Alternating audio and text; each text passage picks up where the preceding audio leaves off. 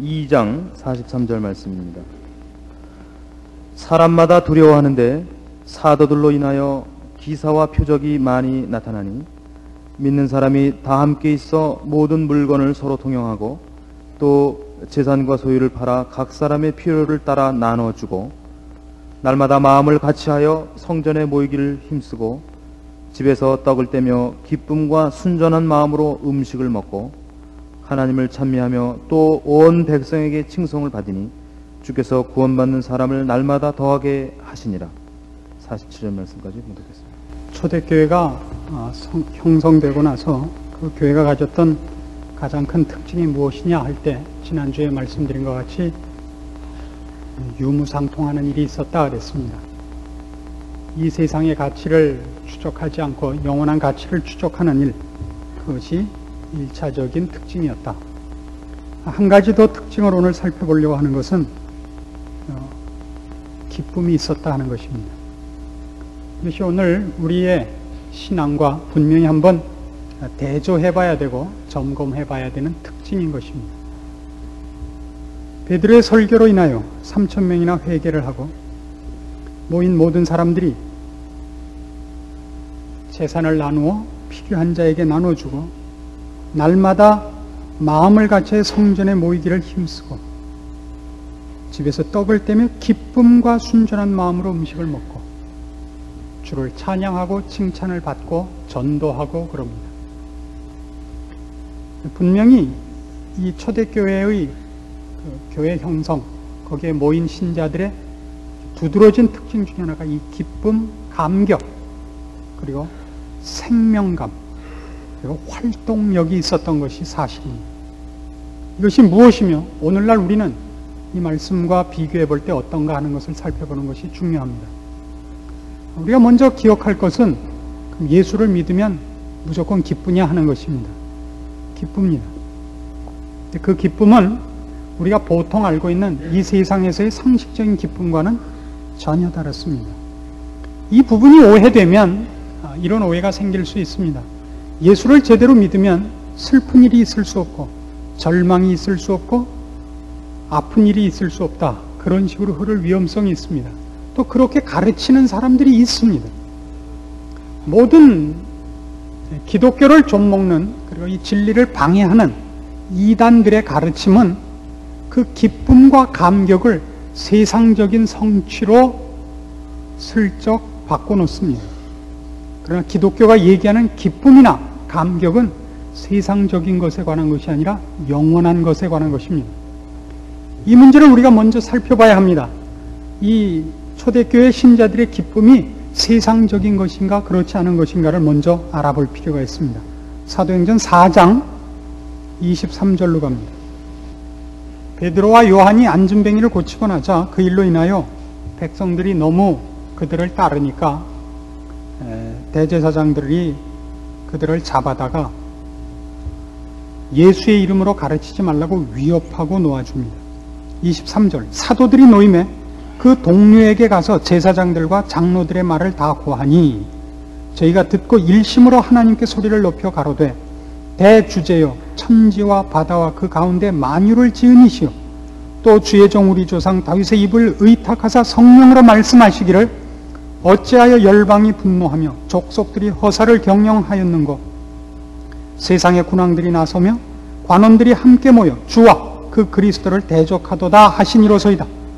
과연 헤롯과 본디오 빌라도는 이방인과 이스라엘 백성과 합동하여 하나님의 기름 부으신 거룩한 종 예수를 거스려 하나님의 권능과 뜻대로 이루려고 예정하신 그것을 행하려고 이 성에 모였나이다. 주여 이제도 저희의 위협함을 하감하옵시고 또 종들로 하여금 담대히 하나님의 말씀을 전하게 하여 주옵시며 손을 내밀어 병을 낫게 하옵시고 표적과 기사가 거룩한 종 예수의 이름으로 이루어지게 하옵소서 하더라. 빌기를 다음에 모인 것이 진동하더니 무리가 다 성령이 충만하여 담대히 하나님의 말씀을 전하니라.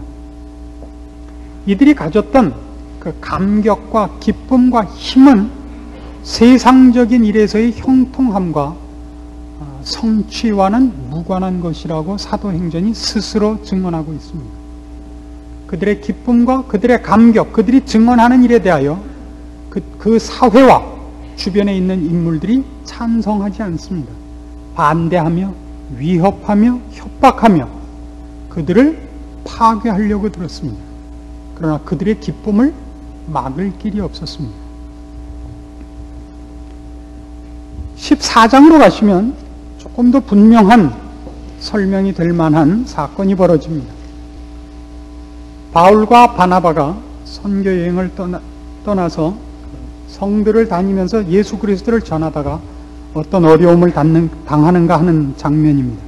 14장 1절 이에 이고니온에서 두 사도가 함께 유대인의 회당에 들어가 말하니 유대와 헬라의 허다한 무리가 믿더라. 그러나 순종치 아니하는 유대인들이 이방인들의 마음을 선동하여 형제들에게 악감을 품게 하거늘 두 사도가 오래 있어 주를 힘입어 담대히 말하니 주께서 저희 손으로 표적과 기사를 행하게 하여 주사 자기 은혜의 말씀을 증거하시니 그 성내 무리가 나뉘어 유대인을 쫓는 자도 있고 두 사도를 쫓는 자도 있는지라. 이방인과 유대인과 그 관원들이 두 사도를 능욕하며 돌로 치려고 달려드니 저희가 알고 도망하여 루가오니아의 두 성 루스드라와 더베와 및 그 근방으로 가서 거기서 복음을 전하니라. 여기 보시면 사도들이 복음을 전하는 문제에 관하여 주님께서 직접 간섭하시는 장면을 보게 됩니다. 저들로 하여금 표적을 행하게 하고 기사를 행하게 합니다. 그럼에도 불구하고 반대파를 진압하는 일로는 그것이 쓰이지 않습니다. 그들을 반대하고 위협하고 협박하는 무리가 능력하고 핍박하는 힘이 이것으로 인하여 감소되거나 진압되지 않습니다. 이것이 우리가 기억해야 할 중요한 신자의 기쁨에 관한 이해입니다. 신자가 갖는 기쁨은 결단코 세상적 차원에서의 난관이 없어지거나 환경이 개선되거나 누구나 우리를 환영하는 것으로서의 기쁨과 감사가 아닙니다. 그것과 전혀 다릅니다. 성경은 신자의 신앙생활이 고달플 것이라고 얘기합니다. 아주 대표적으로 마태복음 10장을 찾아보십시오. 신약성경 16페이지 마태복음 10장 34절입니다. 마태복음 10장 34절입니다. 내가 세상에 화평을 주러 온 줄로 생각지 말라. 화평이 아니요 검을 주러 왔노라. 내가 온 것은 사람이 그 아비와 딸이 어미와 며느리가 시어미와 불화하게 하려 함이니 사람의 원수가 자기 집안 식구리라. 여러분, 예수를 믿는 순간부터 여러분 가정에 평화가 생기고 이웃과의 화목한 일들이 결실되리라고 생각해서는 안 됩니다. 실제로 경험하신 것 같이 여러분 예수를 믿자 당장 여러분 집안에서부터 핍박을 받은 일이 있을 것이고 이웃 사람들 앞에 조롱을 받는 일이 있을 것입니다. 형통하지 않습니다. 순탄하지 않습니다. 여러분을 환영하거나 칭송하지 않습니다. 오히려 어렵습니다. 사회에서도 관세받고 교회 와서도 관세받죠. 그렇죠? 성경이 한 번 더 이런 일로 인하여 말하자면 세상을 살기가 편해지고 나에게 이제 더 이상 근심, 걱정, 아픔, 고민거리가 없어진 것으로 인하여 기쁘다고 신자의 기쁨을 설명한 적이 없습니다. 사도행전 2장 43절 이하의 오늘 읽은 본문에서의 기쁨도 그러니까 그런 식의 기쁨이거나 그런 식의 감격은 분명히 아닙니다. 그것은 고린도 후서 12장에 이렇게 기록된 데서부터 우리가 실마리를 풀어야 될 것입니다. 신자의 기쁨의 근거가 뭐냐? 고린도 후서 12장 7절입니다. 299페이지입니다. 사도 바울의 고백을 잘 들어주시기 바랍니다. 고린도 후서 12장 7절 여러 계시를 받은 것이 지극히 크므로 너무 자고하지 않게 하시려고 내 육체의 가시 곧 사단의 사자를 주셨으니 이는 나를 쳐서 너무 자고하지 않게 하려 하심이니라. 이것이 내게서 떠나기 위하여 내가 3번 주께 간구하였더니 내게 이르시기를 내 은혜가 네게 족하도다. 이는 내 능력이 약한 데서 온전하여 짐이라 하신지라. 이러므로 도리어 크게 기뻐함으로 나의 여러 약한 것들에 대하여 자랑하리니 이는 그리스도의 능력으로 내게 머물게 하려 함이라. 그러므로 내가 그리스도를 위하여 약한 것들과 능력과 궁핍과 핍박과 곤란을 기뻐하노니 이는 내가 약할 그때 곧 강함이니라. 사도 바울의 기쁨은 이겁니다. 주께서 내게 어떻게 하면 더 많이 머물며 주께서 나를 무엇으로 기뻐하시는가를 아는 것으로 인한 기쁨입니다. 사도 바울은 누구보다도 주를 위한 열심과 주를 위한 봉사정신이 뛰어난 사람입니다. 그가 건강을 요구하는 것은 주의 복음을 더 많이 전하기 위하여 더 열심히 주를 위하여 일하기 위하여 요구한 것입니다. 그러나 주께서 답하시기를 네가 약할 때 오히려 내가 너와 더 많이 함께 할 수 있고 너를 통하여 더 많이 나를 나타낼 수 있다 그러셨습니다. 그래서 사도 바울은 기뻐합니다. 내가 약하면 주께서 더 많이 나와 함께 하시고 내가 모자라고 연약한 것을 통하여 주께서 그의 영광을 나타내시는 일에 방해가 되지 아니하시며 오히려 쓸 것이 있다 하신댄다. 그것이 그의 기쁨입니다. 이것을 빌립보서 1장으로 가면 구체적으로 이런 식으로 사건과 연결돼서 나옵니다. 318페이지 빌립보서 1장 12절입니다. 빌립보서 1장 12절입니다. 형제들아 나의 당한 일이 도리어 복음의 진보가 된 줄을 너희가 알기를 원하노라. 이러므로 나의 매임이 그리스도 안에서 온 시위대 안과 기타 모든 사람에게 나타났으니 형제 중 다수가 나의 매임을 인하여 주 안에서 신뢰함으로 겁없이 하나님의 말씀을 더욱 담대히 말하게 되었느니라. 어떤 이들은 투기와 분쟁으로 어떤 이들은 착한 뜻으로 그리스도를 전파하나니 이들은 내가 복음을 변명하기 위하여 세우심을 받은 줄 알고 사랑으로 하나 저들은 나의 매임에 괴로움을 더하게 할 줄로 생각하여 순전치 못하게 다툼으로 그리스도를 전파하느니라. 그러면 무엇이냐 외모로 하나 참으로 하나 무슨 방도로 하든지 전파되는 것은 그리스도니 이로써 내가 기뻐하고 또한 기뻐하리라. 자, 이 기쁨의 근거를 잘 보십시오. 지금 사도 바울은 이렇게 되어 있습니다. 그가 주를 전하는 일 때문에 붙잡혀서 로마로 압송되어 지금 감옥에 갇혀 있습니다. 그러나 바울이 좋아하는 것은 이 일로 인하여 바울 감옥에 있는 모든 간수들, 지키는 군사들이 자기로 말미암아 자기의 잡힘으로 말미암아 예수를 알게 되었다는 것으로 기뻐합니다. 그다음에 또 하나 무슨 문제가 생겼느냐 하면 사도 바울을 시기하는 사람들이 있었다 그래요. 사도 바울이 너무 주의 이름을 인하여 너무 많이 쓰이고 사람들 앞에 칭찬받고 하는 것이 배가 아픈 시기하고 질투하는 사람들이 있었답니다. 근데 바울이 잡힌 거예요. 얼마나 핑계거리가 좋습니까? 하나님이 만일 그의 일을 실제로 맡길 만한 사람을 골랐다면 왜 일하지 못하게 잡아 가뒀겠는가? 그렇죠? 뭐 요즘 제가 듣는 것과 똑같죠. 하나님이 만일 그의 은사와 그의 나라의 가장 깊은 비밀들을 맡기셨다면 왜 건강을 주시지 않겠는가? 왜 외모를 그렇게 마르게 했겠는가? 이런 식인 겁니다. 그죠? 그러나 사도 바울 얘기는 이겁니다.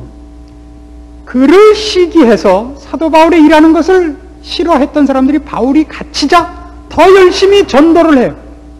그래가지고 봐라! 실제로 하나님이 인정한 종은 우리다.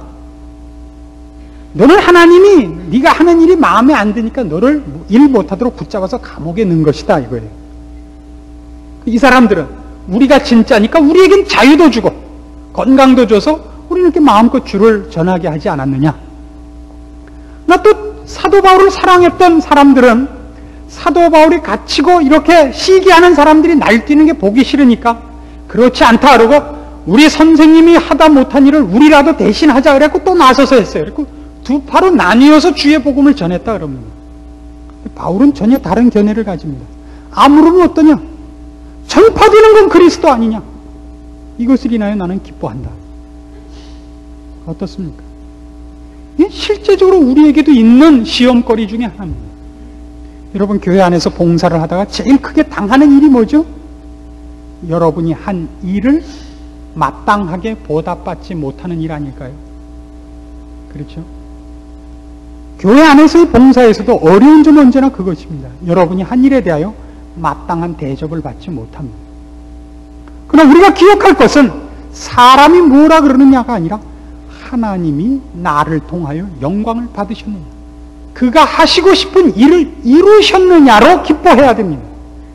그래서 이거를 조금 요약해서 말씀을 드리자면 기독교인의 신앙은, 그리고 기독교인의 생활은 예수 그리스도에 대한 그의 충성심과 모든 일을 그리스도를 위해 하려는 관심과 열심에 지배받는 것입니다.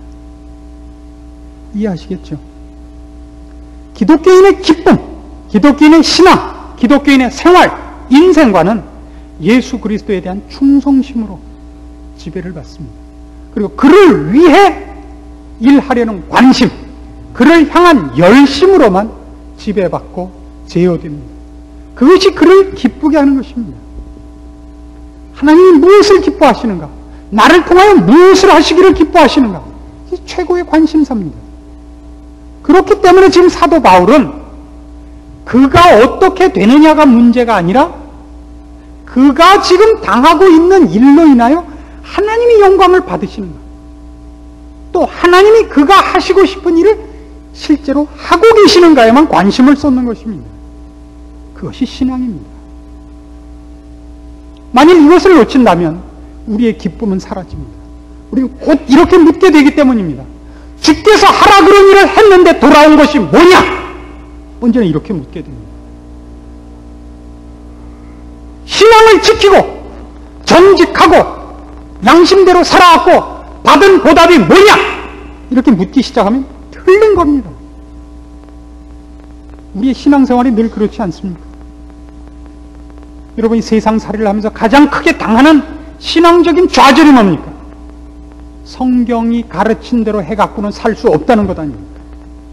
여러분이 세상에서 정확히 양심대로 살아갖고 이익 본 것이 무엇이 있습니까? 없지요. 이익 본 것 없습니다. 우리 집사님 중에 한 분이 실제로 요 근래 이런 일을 당했습니다.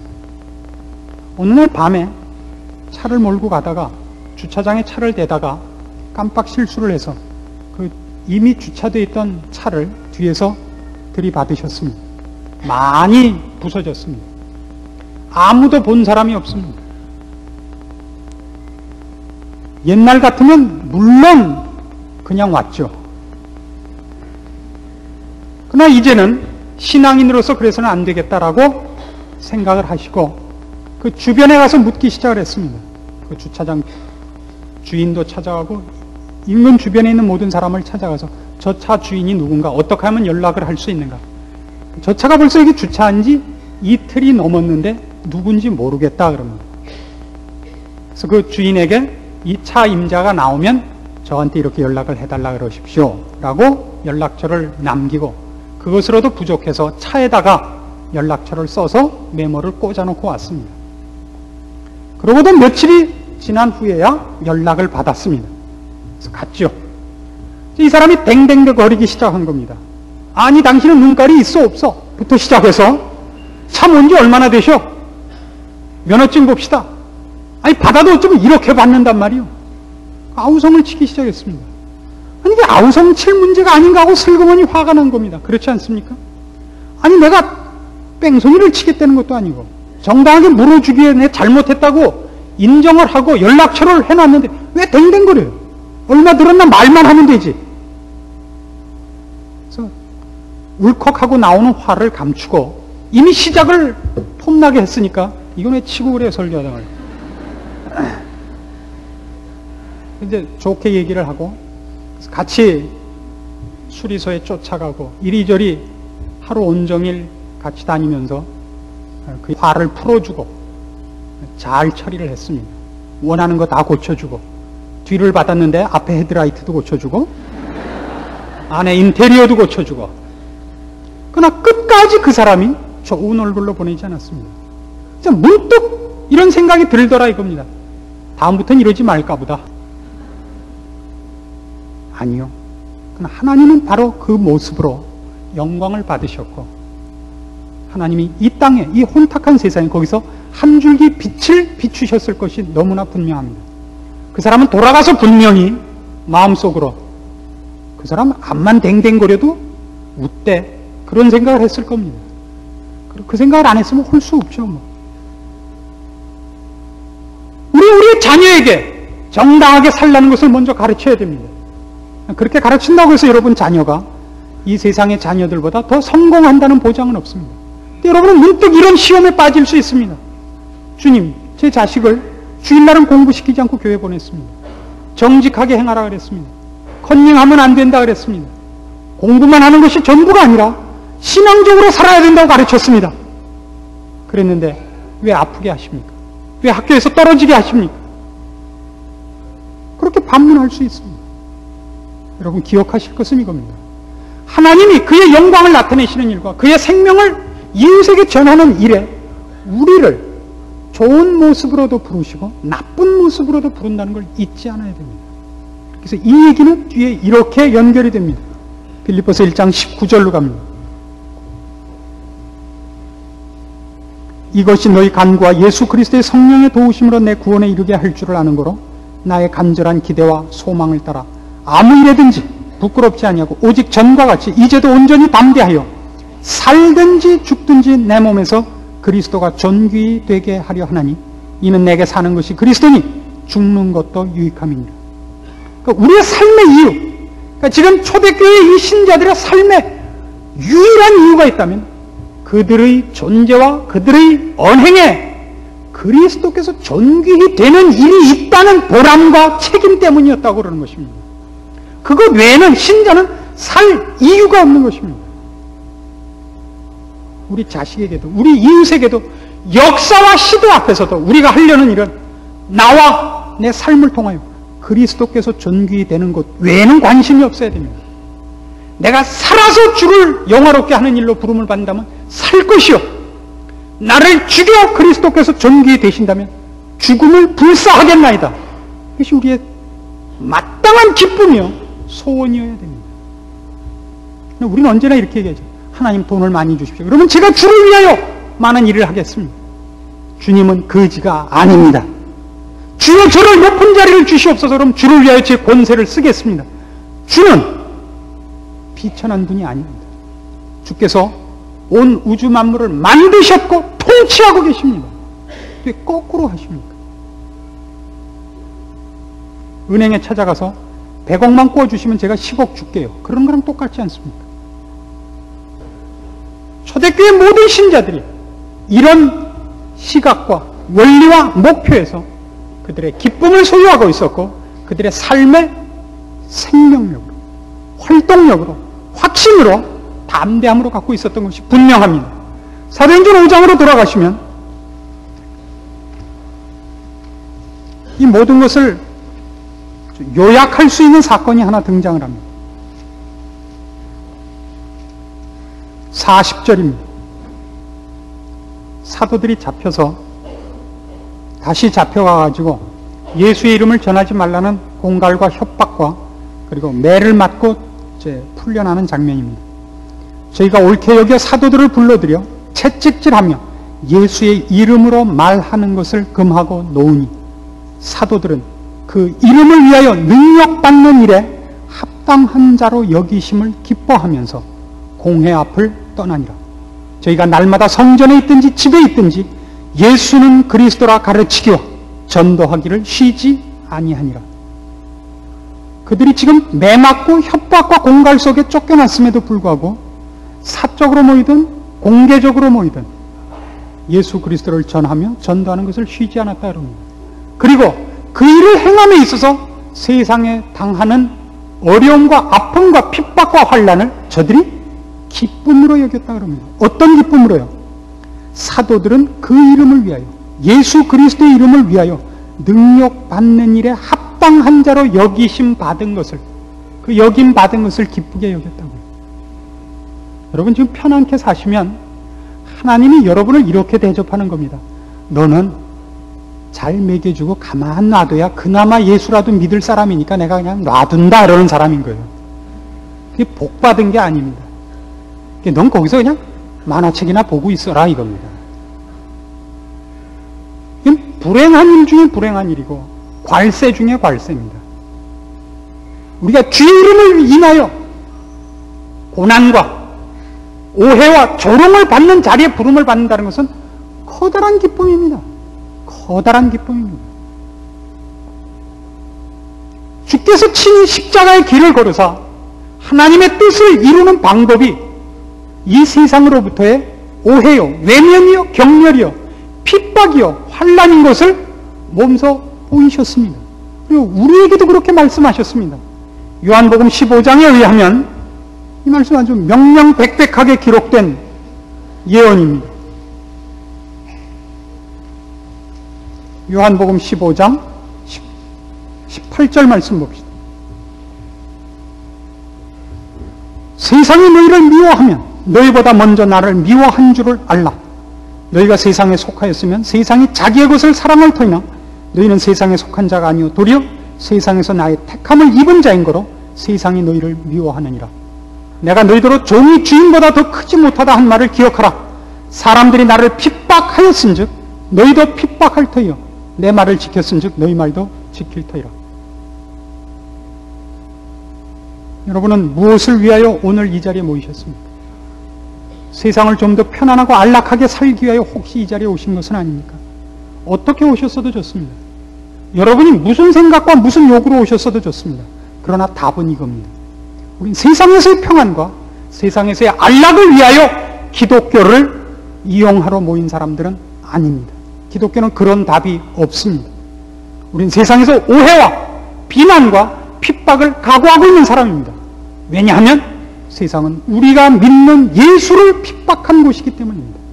그러나 우리는 세상에 대하여 이를 갈거나 창을 겨누기 위하여 모이고 있지도 않습니다. 우리는 그들을 불쌍히 여기며 우리도 예전에는 그 무리 속에 있었던 것을 인정하고 우리를 불러내신 그리스도의 사랑과 우리에게 알게 하신 영원한 소망과 생명을 저들에게 나타내는 하나님의 기쁘신 뜻과 은혜를 증언하기 위하여, 그러기에 더 많이 하나님의 사람같이 되기 위하여 우리의 소망을 더욱 든든히 하고 그의 부르심에 합당한 자가 되기 위하여 이 자리에 모이곤 하는 것입니다. 우리가 한 번 더 여기 모일 때마다 한 번 더 우리 이웃들이 나에 대하여 하나님의 사람으로 기억하고 하나님의 사람다운 모습을 보게 하는 일들이 쌓여나갈 것을 기대하는 마음으로 모이는 것입니다. 이것이 우리 삶입니다. 우리 신앙인의 모든 목표와 소망과 간절한 기대와 기쁨은 우리의 존재와 우리의 모든 것이 주님을 위한 것이라는 것뿐입니다. 주께서 나를 통하여 그의 일을 이루시고 그의 은혜와 사랑과 생명을 전하시는 일을 기뻐하신다는 사실 때문에 기뻐하는 것으로 우리는 삽니다. 내가 약한 것으로 실망하지 않는 것은 약한 것을 들어 쓰시는 하나님의 쓰임 안에 우리가 있기 때문에 기뻐하고, 내가 좌절해도 기뻐하는 것은 그 좌절이 나의 게으름과 무지의 소산으로서가 아니라 하나님께서 나를 낮추사 좌절시키사 거기서 영원한 것을 증명하실 일이 있어 부름 때문에 좌절을 기쁨으로 받는 것입니다. 게으름을 방조하는 것이 아니요 연약함을 무지함을 격려하는 것이 아니라, 세상적인 싸움에서 질 이유가 없지만 이제 우리는 더 이상 세상 사람과 함께 세상적인 것을 목표로 하여 싸우지 않기로 하여서 영원한 것을 준비하며 그것을 증거하며 그것을 위해 주 앞에 쓰임받는 것을 인하여 오늘 부르시는 하나님의 부름 앞에 늘 순종하여 그가 나를 통하여 그를 나타내시는 일 때문에 기뻐하며 자랑하며 힘내며 뛰어다니는 것입니다. 로마서 14장 7절 말씀으로 우리의 결론을 삼고자 합니다. 신약성경 258페이지 로마서 14장 7절입니다. 우리 중에 누구든지 자기를 위하여 사는 자가 없고 자기를 위하여 죽는 자도 없도다.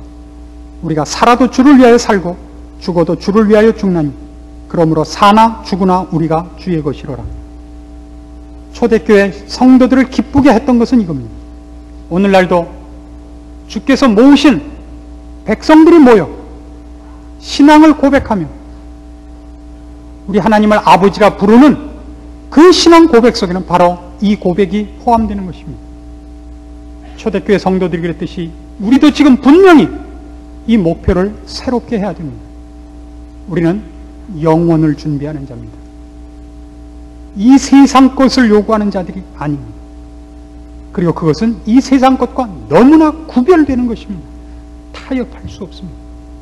양다리를 걸칠 수가 없습니다. 사도행전에 나타나는 초대교회의 너무나 분명한 두 가지 특징입니다. 영원한 것, 진리되는 것, 그것을 깨우치고 바라보고 달려가는 자들이며, 그렇기 때문에 이 세상과 그런 의미에서 충돌할 수밖에 없었던 것을, 세상의 위협과 유혹에 타협하지 않았던 그들의 선명한 노선을 증거하는 것, 그것이 이 초대교회의 가장 두드러진 특징이었을 것입니다. 그것을 가진 자들의 기쁨, 그것이 오늘날 우리 모든 신자의 기쁨이어야 됩니다. 그것 없는 다른 것의 기쁨이라면 여러분은 여러분의 신앙을 틀리고 있다고 생각해서 틀림없습니다. 초대교회 신자들을 기쁘게 하신 하나님, 오늘도 우리를 부르셨습니다. 우리도 기쁘지 못할 이유가 없습니다. 세상의 싸움과 세상의 유혹에 말려들어 세상의 박수 받는 것으로 여러분을 점검하니까 신앙생활이 구창고 괴로운 겁니다. 다시 생각해 보십시오. 우리가 부름받은 부름이 얼마나 놀라운 것인가. 우리는 얼마나 놀라운 존재인가. 우리를 통하여 하나님이 영생을 나누어주신다는 건 얼마나 대단한 직분인가 기억하십시오. 여러분의 기쁨을 빼앗을 자가 없고, 세상이 여러분을 어떻게 핍박하고 방해를 해도 이것이 방해받을 수 없다는 것 때문에 여러분의 매일의 삶 속에서, 생활의 현실 속에서 여러분의 입술에 넘쳐나는 찬송을 막을 자가 없을 것입니다. 기도하십시다. 하나님 아버지의 은혜를 감사합니다.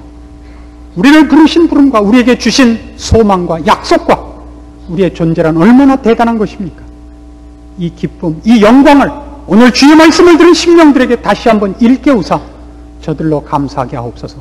뛰쳐 일어나 세상의 유혹과 핍박에 지지 말고 하나님의 사람으로 주를 힘입어 오늘 우리의 존재가, 우리의 삶이 주의 영광이 드러나는 싸움이라는 것을 기억하고 힘있게 주의 사람으로 싸울 결심과 자랑과 승리와 말씀 위에 굳게 선 단단한 믿음을 허락하옵소서. 우리의 삶 속에 주의 영광이 드러나고 영원한 나라의 소망과 약속과 생명이 흘러넘치는 기적들을 허락하시옵소서. 예수님의 이름으로 기도합니다. 아멘.